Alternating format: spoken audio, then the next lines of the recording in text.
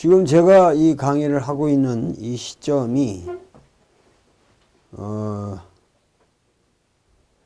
차이나는 돌이라고 하는 프로가 JTBC에서 방영이 되면서 상당히 폭발적인 인기를 끌고 있는 그런 시점이죠. 그리고 특히 젊은 사람들이 많이 본다. 그래서 이번 강의는 어떻게 됐든지 간에 우리 사회에 그 지식이라고 하는 게 그 지식이라고 하는 문화가 그것 하나의 문화인데 그것이 사실은 그 젊은이들로부터 너무 본질적으로 멀어져 가고 있다. 그러니까 지식이 뭔가 그 피상화되고 어떤 형식화되면서 예를 들면 대학에서 강의를 하더라도 선생들이 전부 무슨 그 파워포인트로 강의한다. 그럼 그 지식이라고 말할 수가 없죠. 그거는 뭐라 그럴까? 그 어떤 정보를 그냥 테크니컬하게 전하는, 그러니까 그 뭔가 그 지금 젊은이들에게 있어서 참으로 그 알미라는 게 무엇이냐 하는 문제가 아주 심각한 문제라고 생각을 하는데, 그걸 그 지식으로 착각하고 자기들이 지식인이 된다고 생각하는데 사실은 지금 우리나라 사람들을 제대로 교육시키고 있지를 못하다. 그런데 이제 제 강의가 그 어떤 고전적인 그 지식이라고 하는 것을 사람들에게 일깨워주고 있다. 지식이라는 게 우리 삶에 직접적으로 이렇게 어떻게 그 관계되며, 그리고 지식을 통해서 어떻게 세상을 바라보는가.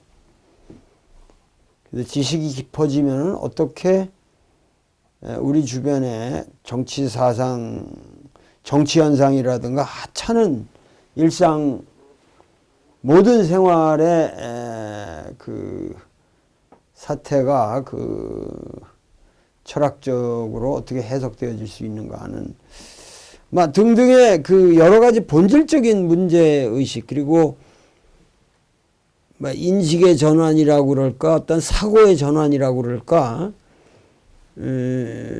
뭔가 하여튼 그 저의 강의가 한국의 젊은이들에게 그 인식의 혁명을 일으키고 있다. 제가 그 제 인생에서 그 세계의 공적인 이 어피어런스, 저의 퍼블릭 어피어런스에서 세 번의 그 아주 에포크가 있다고 생각하는데, 그 첫째 에포크가 제가 그 1982년에 귀국을 해가지고 여름에 귀국을 해가지고 바로 그때 민음사의 세계문학의 문학이라는 그 당대 아주 지성 잡지에 제가 그 동양학 어떻게 할 것인가라는 그 작은 논문을 발표합니다. 그래서 당시 이제 그 동양학이라는 학문이 그 뭐가 그 한문과 관련된 그 한문을 자료로 삼는, 뭐 국문학이라도 한문 자료를 대상으로 삼지 않을 수 없고, 역사학은 물론 철학 뭐 이런 모든 것이 그 특히 한문을 대상으로 그 자료로 삼는 모든 학문의 위선을 폭로한 거죠. 그 당시 그 한문을 잘한다고 하는 사람들이 실상은 한문을 잘하는 사람이 우리 사회에 없었다. 한문 잘한다는 건 다 그 거짓말이다. 한문이라는 것은 그것은 아주 치열하게 번역이 돼서 서로가 정확한 의미를 어떻게 해석했는지를 서로 교환해 가면서 그 지식이 성장하는 건데, 한문이라는 건 어떡하지 뭐 이렇게 특수한 사람들이 이렇게 그냥 알면은 쫙 물리가 통해가지고 그냥 두루두루 읽는 것처럼. 그래서 그 진정한 주석학이 발달하지 못하고 모르는 게 모르는 채 아는 것처럼 전수되는 거죠. 그게 그러니까 그 이상한 현상이죠. 이게 모르는데 그 모르는 거를 그냥 그 문자만 외워가지고 그 모르는 채로 전달이 됐는데 그 모르는 것을 그게 자기들의 지식인 것처럼 그 모르는 게 어떤 단위를 이루니까 그러니까 그 이상한 거죠, 하여튼. 그래서 동양 어떻게 할 것인가. 그래서 그 모든 학문에 이제 그 한문의 그 해석의 방법론을 제기했고, 그리고 뭐 여러 가지 그러면서 이제 부차적으로 번역이라든가 옛날에는 하다못해 그 서도 전시회를 해도 그 서도 내용을 옆에다 번역한 유래가 없었습니다. 그 제가 처음 한 거예요. 제가 서도 전시하면서 우리나라에서 최초로 그 정확하게 그 내용을 이제 번역을 해서 사람들이 이해할 수 있도록 하고, 박물관도 마찬가지고. 그러니까 제가 이 논문을 쓴 이후로 모든 전시나 이런 변화가 일어났죠. 그러니까 이거는 상당히 혁명적인 변화입니다. 그래서 그 세계문학에 실린 동양학 어떻게 할 것인가라는 그 논문 하나가 20세기 후반에 우리나라 학문의 어떤 출발, 그러니까 국학적 세계관에 있어서 새로운 학문의 출발이라고 말할 수 있는 그런 에포크죠. 이건 진짜 우리나라에서는 혁명적인 에포크입니다. 그래서 그것이 이제 제 동양학 어떻게 할 것인가라는 책으로, 동양학 어떻게 할 것인가라는 책으로 집약이 됐습니다. 그리고 지금까지도 저는 이 책은 안 사보신 분들은 한번 사서 보실 만하다. 그러고서 이제 제가 그 1981년에 1986년에 양심선언을 하고 이제 대학을 나오고 뭐 여러 활동을 하지만 사실은 세컨 에포크라고 말할 수 있는 게 이제 어떤 의미에서 그 EBS 노자 강의죠. 노자 강의. 노자 강의란 말이에요. 노자와 21세기. 하여튼 이 노자와 21세기 EBS 강의는 뭐 그 당시 모든 텔레비 프로그램에서 강의가 텔레비의 프로그램이 될 수 있다라는 생각이 전 세계적으로 없었습니다. 거의 없었고.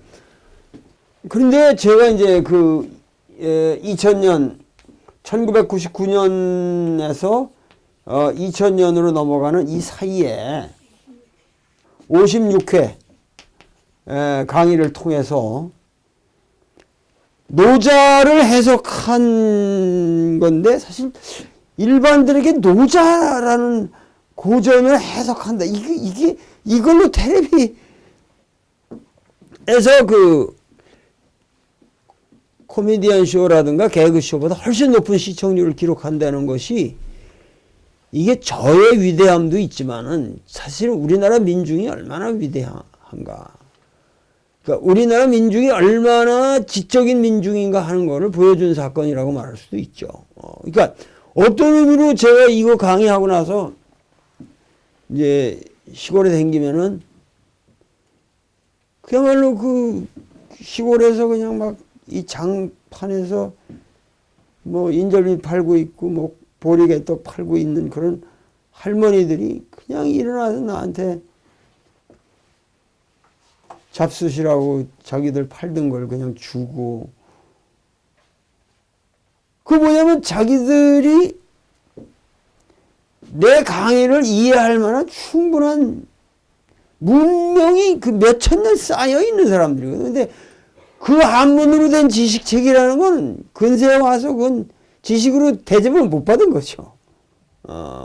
그들은 다 그 말할 때마다 말 속에 다 한학이 배어 있고 그 전통 문명에 대한 소양이 있는 사람들인데 지금은 영어도 모르고 수학도 모른다는 그 이유로 무식한 사람으로 취급을 받고 있었던 그 광범한 대중이 사실은 노자란 무엇인가, 노자와 21세기라는 제 그 강의를 통해서 전통적으로 축적되어 온 지식의 세계와 현대적인 학문이 접합을 일으키고 그리고 사라져가던 전통적인 지식대중이 다시 막 부활했다. 부활하기 시작했다. 그러니까 그런 것뿐만 아니라 여기서 말하는 이제 세컨 에포 그 어떤 이 동양 어떻게 할 것인가의 어떤 그 방법론이 여기서 이제 현실화된 것이라고 또 볼 수도 있죠. 그 강의를 통해서. 그러고 나서 이제 우리나라의 모든 메디아에 제가 뭐 MBC고 뭐 KBS 논어 강의고 뭐 SBS 뭐 다 거쳤죠. 뭐 안 거친 데가 없이 이런 메이저 쭉 해서 이제는 뭐 강의로 이제 프로그램을 만드는 것이 아주 일반화되는 그런 이제 현상인데 이거 제가 에포크를 연 거죠. 에포크에 이건 완전히 TV 강의 시대를 제가 연 거예요. 이거는 이 TV 강의 시대를 열었는데 저는 이 강의를 하면서도 이제 계속 같은 양식으로 이거 반복을 해봐야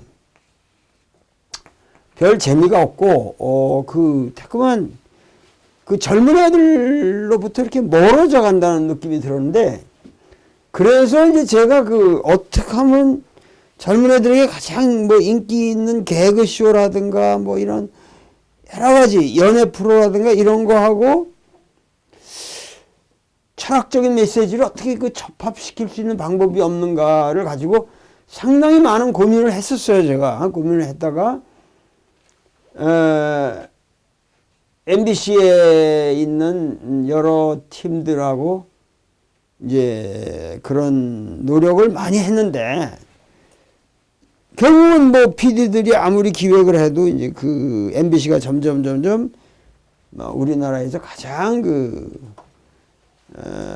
뭔가 몰골 사나운 그런 아주 추자분한 이제 매체가 되어 가면서 뭐 그런 기회가 없어지고 말았죠. 그런데 이번에 이제 JTBC에서 이제 새로운 방식으로 지금 차이나는 도울이라는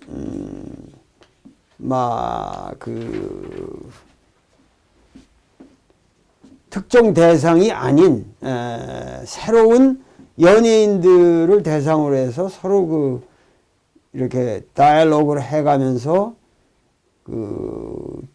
임프롬프트 즉흥적으로 그 모든 논리들을 이렇게 종합해서 하나의 주제를 선명하게 드러내는 방식으로 그러면서 이제 웃음과 여러 가지 그 재미를 선사하는 독특한 인텔렉츄얼 쇼를 만들어낸 거죠.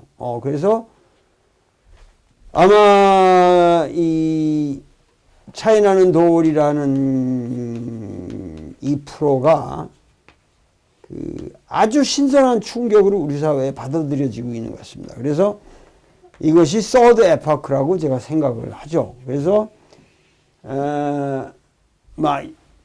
앞으로 어떻게 전개될지 모르지만 이 서드 에파크는 상당히 앞으로 한국의 미디어에 엄청난 영향을 끼치게 될 것입니다. 그러니까 이런 이제 일련의 끊임없는 제가 그 학문적인 노력을 통해서 새로운 것을 모색하고 역사를 어떻게 개변시키느냐 하는 문제와 더불어 많은 고민을 하고 있는데, 앞으로 막 fourth, fifth 에파크가 온다 그러면은 이제 앞으로 제가 나이가 이제 늙어가지기는 하지만은 막 그 남북 통일이 된다든가 북한에서 제가 강의를 할 수 있게 된다든가 이러면 또 새로운 우리가 양식을 만들어야 될 것이고, 아마 제가 살아있고 건강한 한에 있어서는 몇 개의 에포크가 더 있을 거라고 생각을 합니다. 그래서 어떻게든지 우리 사회를 하나의 사상가로서 통합시키고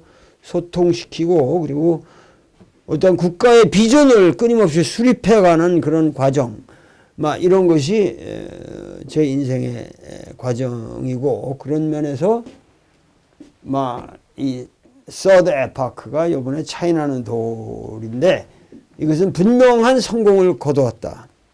그러나 사실 이거를 만든 이제 JTBC는 상당히 그 위대한 일을 많이 했는데, 제가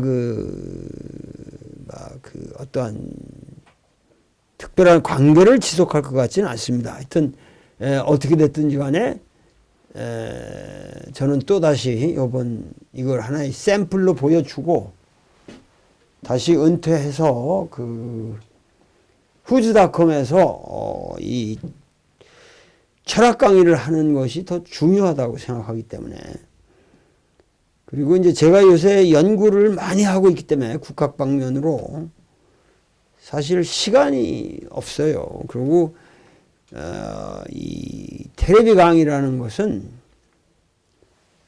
사람을 아주 피곤하게 만듭니다. 왜냐하면 딱 나갔다 그러면은 시청률에서 승부수를 봐야 됩니다. 그 시청률이 떨어지면 그거는 추한 거란 말이야. 모든 게 그렇잖아요. 뭐든지 상품으로 나갔다 그러면 팔려야 되는 거고, 텔레비에 나갔다 그러면 시청률 경쟁에서 승리를 해야 돼요. 근데 나는 승리를 반드시 해요. 근데 그 사람 피 말리는 거거든요. 지금 내가 지금 이 강의하는 거는 지금 시청률 아무 신경 쓸 거 없잖아요. 지금 여기서 지금 내가 무슨 시청률. 근데 이 텔레비 나가면은 시청률 경쟁을 해야 되기 때문에 제가 시청률에 엄청 신경을 씁니다. 학자로서 할 일이 못 돼요. 그게 못 돼요. 그래서 짧게 그냥 나가서 맛만 배주고 어떤 새로운 에포크를 만드는 걸로 만족을 하고, 또 돌아서서 조용히 살자. 바로 이러한 철학이 오늘 말씀드리려고 하는 에피큐리아니즘과 관련이 있습니다. 전번에도 말씀드렸지만은 헬레니스틱, 그러니까 리스틱이라는 게 헬레니즘 시대, 이 헬레니스틱 에이지는, 헬레닉 에이지가 폴리스의 시대라면 이것은 뭐라고 그랬죠? 코스모폴리스의 시대고, 그리고 이 헬레니스틱 시대는 이미 폴리스라고 하는 작은 공동체 의식이 깨진, 그리고 인간 보편이라고 하는 인간에 대한 새로운 각성이 시작된 것이고, 그런데 이 헬레니스틱 에이지는 사실은 또 역사적으로 보면은 기독교가 발흥하기 이전의 중간 시대죠. 그러니까 결국은 그 히람 문명의 고전 시대가 있었고, 그 나름대로 그 히랍 세계가 있었고, 거기서 이 로마 시대로 넘어가는, 로마 초기까지를 우리가 잡을 수 있겠지만은, 그 300년 사이가 지금 헬레니즘이라는 거란 말이에요. 근데 헬레니즘이라고 하는 것은 결국은 이제 기독교가 이제 휩쓸어 버리니까, 기독교. 그러니까 지금 헬레니스틱 에이지의 철학이라고 하는 것은 기독교를 맞이하기, 그러니까 전에 상태거든요. 그러니까 이 상태를 보면은 소위 말해서 이 헬레니스틱 에이지의 철학은 내가 보기에 상당히 위대한 철학인데, 그리고 온갖 동방 요소가 다 들어가 있는, 그러니까 그 소위 말해서 순수한 그 헬레닉 에이지의 그 고전 시대 철학이라는 게 사실은 한계가 있는 거란 말이에요. 근데 여기 오면은 모든 뭐 바빌로니아 천문학으로부터 하여튼 인도의 요가까지 그 모든 명상이고 이런 모든 철학이 들어오는 거죠. 들어오는데 아마도 그 중국의 선진 문명까지는 안 왔다고 봐야겠죠. 그 인도까지 우리가 본다면 그 엄청난 이게 개방된 시대죠. 개방되었고, 내가 보기에는 그 많은 사람들이 이 시대를 평가를 안 하지만, 굉장히 그 평가를 별로 안 하지만은 사실은 이후로 기독교 이후로 전개된 그 기나긴 중세 시대를 우리가 생각한다면 이 시기야말로 진정한 르네상스라고 볼 수도 있다는 거죠. 사실은 그 역사의 그 수레바퀴 뒤에서 환자를 돌보는 야전병원과 같은 철학이었다라고 러셀이 말했지만, 그거는 상당히 그 무지한 평가일 수도 있다는 거예요. 사실은 이 시대야말로 진정으로 그 서구 철학이 한번 그 점프할 수 있는 그 시기였는데, 이 시기의 철학을 너무 후대의 기독교적인 칼라, 그리고 여기서 희랍적인 칼라에 의해서 이 시대를 잘못 해석하고 있는지도 모른다는 거죠. 양쪽 칼라가 다 이 칼라하고 다르니까. 근데 이 칼라 중에서 가장 그 독특한 게 그 뭐냐 하면은, 모든 관심이 결국 인간의 그 삶의 문제라는 거죠. 이 삶의 문제. 그 우주의 문제라든가 자연의 문제라든가 형이상학적인 문제가 아니라 인간의 삶의 문제라는 거죠. 삶의 문제라는 거는 결국은 행복인데, 행복이라는 말은, 이들이 말하는 행복이라는 건 궁극적인 행복이니까, 그러니까 돈이 많아서 돈을 쓴다 이런 거 가지고 인간이 행복해질 수가 없는 거거든요. 그러니까 결국은 그 마음의 문제라는 거죠. 이게 이제 불교적 테마가 되는 거죠. 그러니까 마음의 평정, 이 모든 철학의 테마가 결국은 마음의 평정입니다. 평정이고, 그리고 완전히 이 시대의 그 헬레니스틱 에이지의 그 특징이 뭐냐면은 아주 철저히 비신화적이라는 거죠.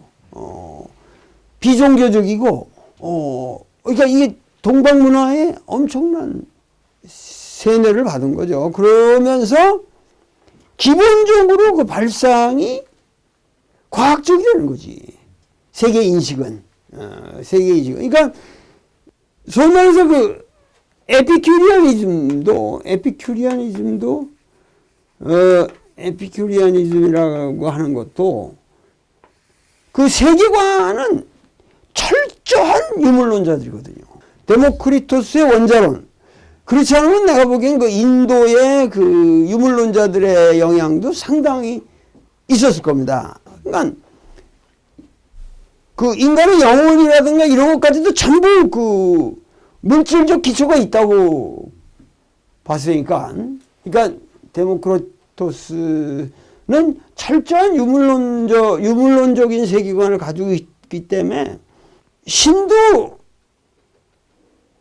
부정하는 게 아니라 인정을 해요. 에피큐리안들은. 근데 신도 물질로 구성되어 있는 거고, 그것도 그냥 인간을 뭐 지배하고 이런 게 아니라 그냥 물건처럼, 신의 영역도 그냥 하나의 그 물질로서 우리가 바라보는 거죠. 그래서 인간에게 어떤 하등의 영향을 주지 못하는 존재로.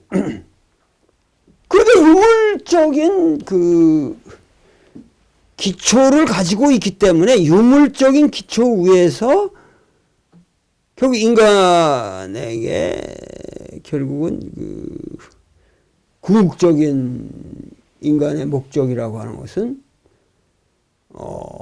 쾌락일 수밖에 없는 거죠. 해돈의 쾌락. 유물적이니까, 유물적인 세계관이니까 해돈인데, 그러니까 그 세계관과 그 밀착되어 있다는 것을 우리가 알아야 한다는 거지.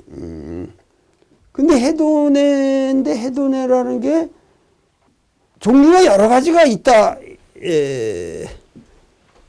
거죠. 이 사람들에게 있어서 굉장히 동적인 쾌락이 있고 정적인 쾌락이 있고, 쾌락에도 여러 가지 뭐 능동적인 쾌락이 있고 수동적인 쾌락이 있고.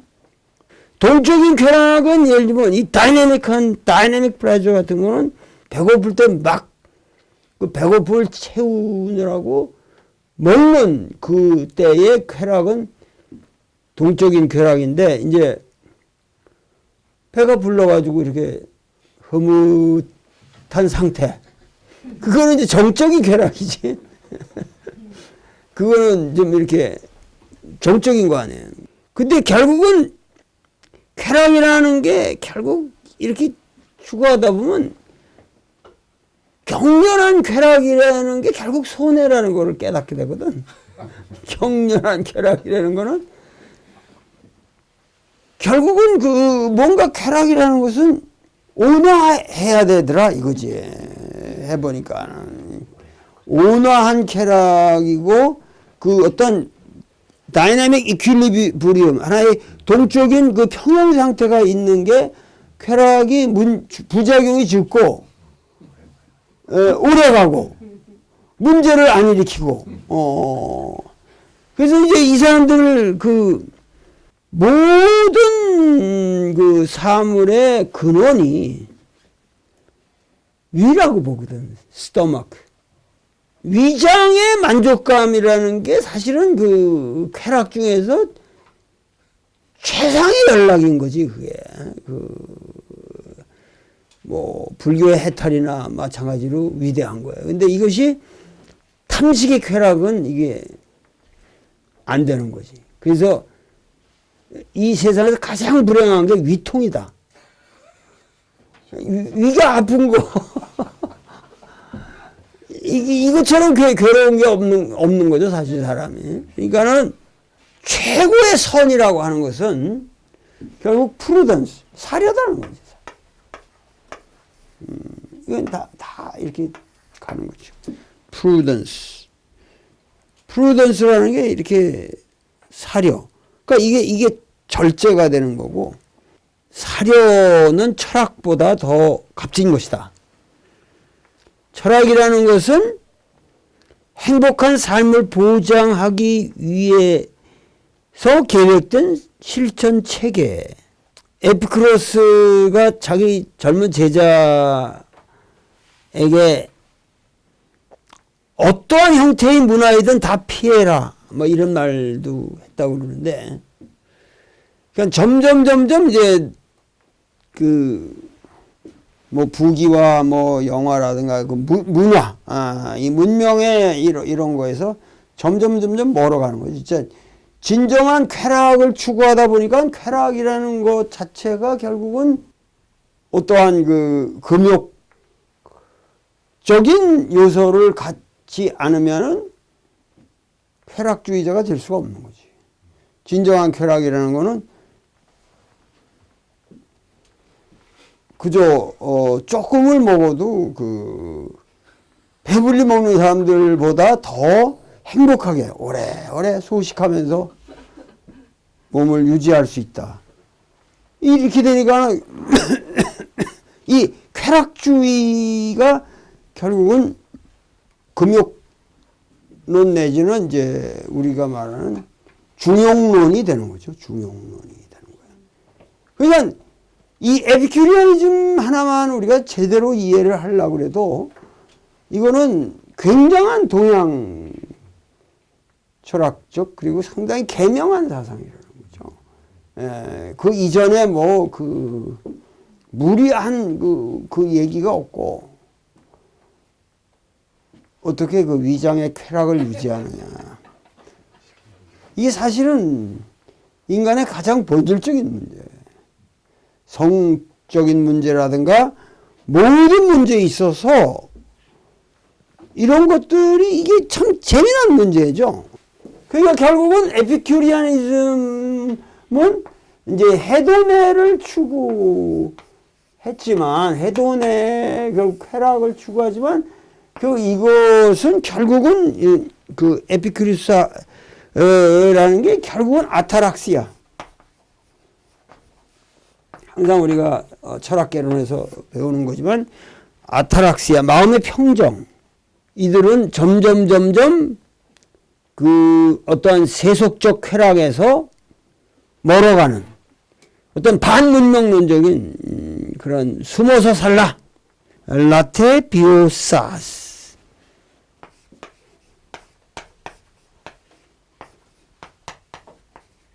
숨어 살라 그런 말인데 아주 속세를 떠나서 검소한 생활을 하게 되는 거죠. 그러니까는 진정한 쾌락이라는 것은 사실은 적극적으로 욕망을 만족시키는 것이 아니라 뭔가 이 불행을 피하는 거죠. 불쾌를 피하는 거예요.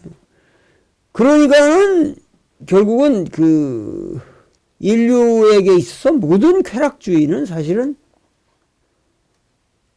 결국은 금욕주의로 꼴이 나지 않을 수가 없습니다. 그러니까 모든 진정한 쾌락주의자는 결국 금욕주의자가 되는 거죠. 그게 이제 에피큐리아니즘의 특징이라고 말할 수 있죠. 그래서 이들은 불행 속에서도 행복할 수 있고, 스토익스도 비슷한, 이 스토익스도 결국은 이건 아타락시아라고 그랬지만은 이거는 이제 아파테이아.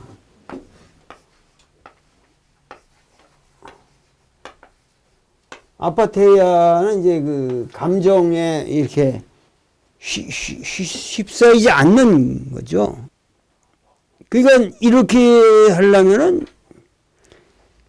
결국 자연에 따르는 생활을 하라.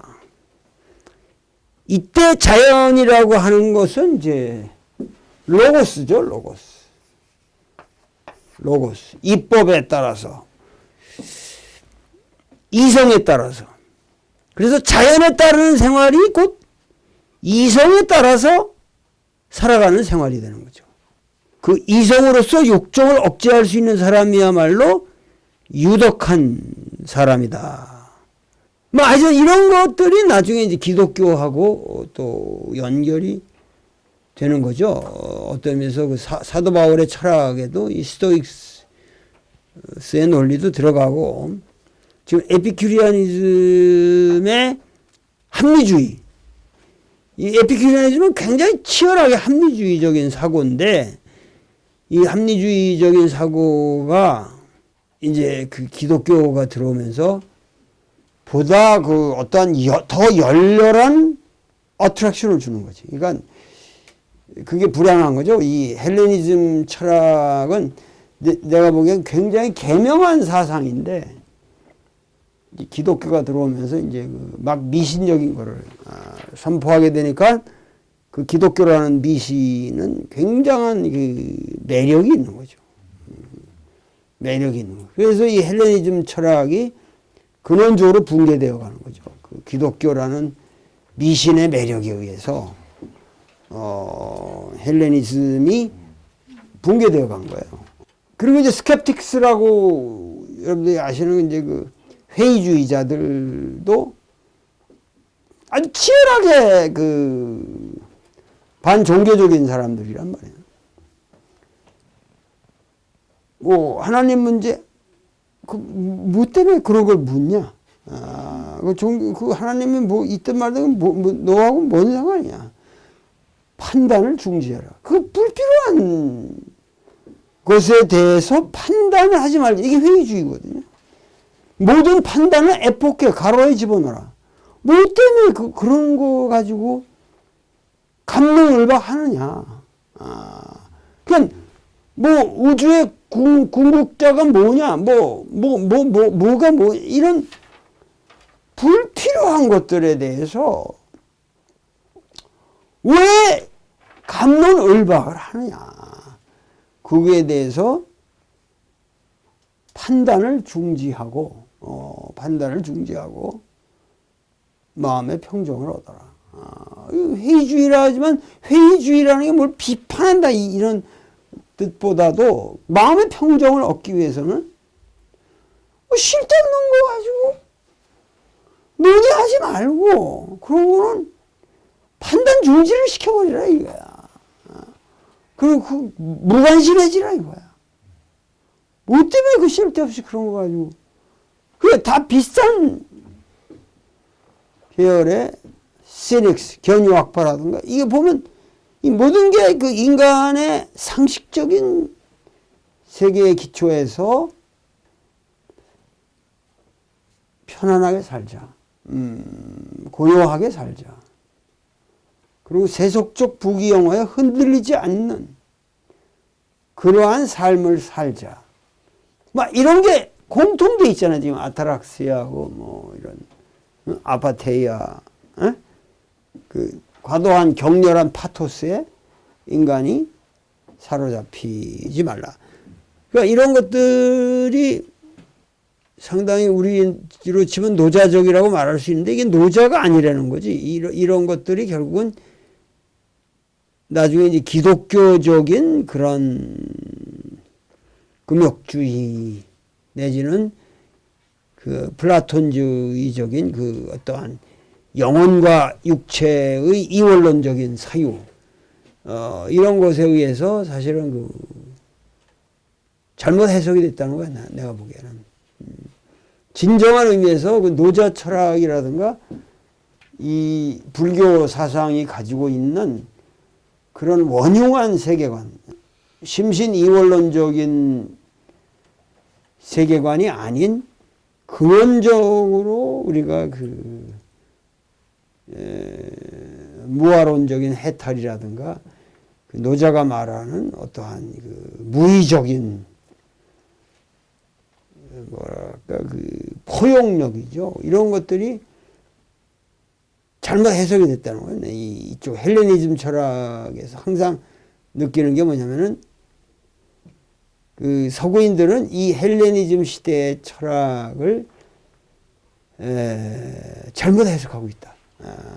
그 상당히 동양적 사유가 그 발전할 수 있는 그런 시기에 위대한 사상들인데 그 사상이 전부 그 기독교에 의해서 오염되고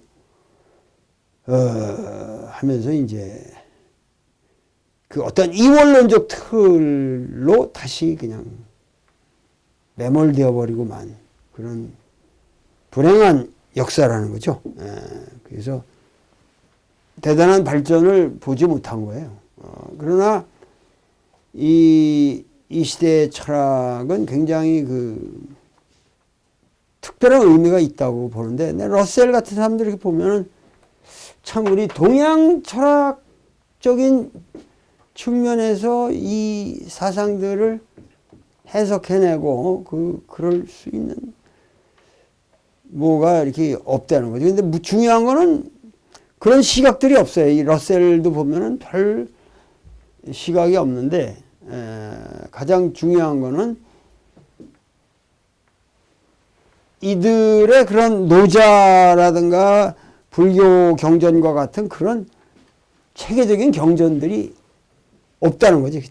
그 책 별로 남아있질 않고, 그래서 단편적으로만 전해 오기 때문에 상당히 이 시대에 그 위대한 내가 보기엔 경전이 없다. 하여튼 중요한 것은 그 에피큐리아니즘이라는 것도 우리가 그냥 쾌락주의 이렇게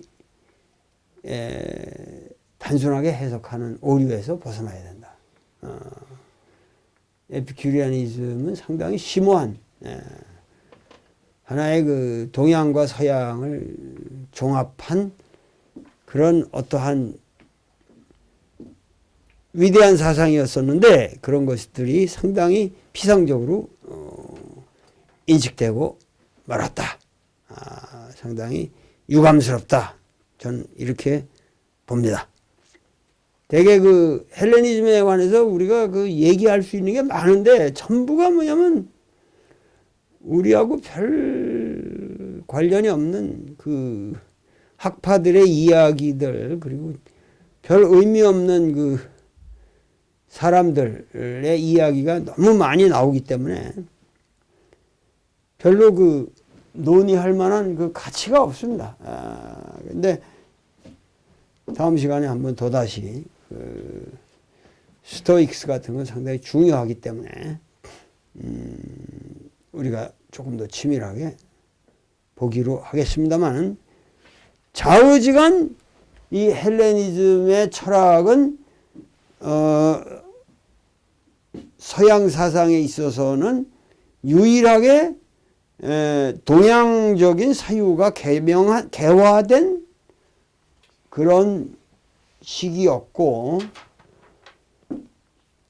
그 이제 제가 봤던 그 도마복음이라고 하는 것으로 비춰보는 예수는 오히려 동양적인 현자의 모습일 수도 있다는 거죠. 근데 그것도 막 이 시대의 철학과 함께 예수의 모습, 진정한 역사적 예수도 후대 기독교 교리에 의해서 왜곡되었을 가능성이 크다는 거죠. 원래 예수는 동방의 현자와 같은 그런 사람이었기 때문에 그 충격적이었을 거라는 거지. 오히려 오늘 우리가 생각하는 예수보다는 그 예수가 에피큐리안적인 인간이었을 수도 있고 스토익적인 인간이었을 수도 있다는 거예요. 근데 그런 것들이 잘못 해석되고 있다는 것이죠. 그래서 서구 역사에서 가장 뭐라 그럴까, 그 진정한 인간론, 우리가 말하는 인간론이 개화된 시기가 헬레니즘의 시기였다. 이렇게 기억해 주시면 감사하겠습니다. 자, 오늘은 이것으로서 제 강의를 끝내기로 하겠습니다. 감사합니다.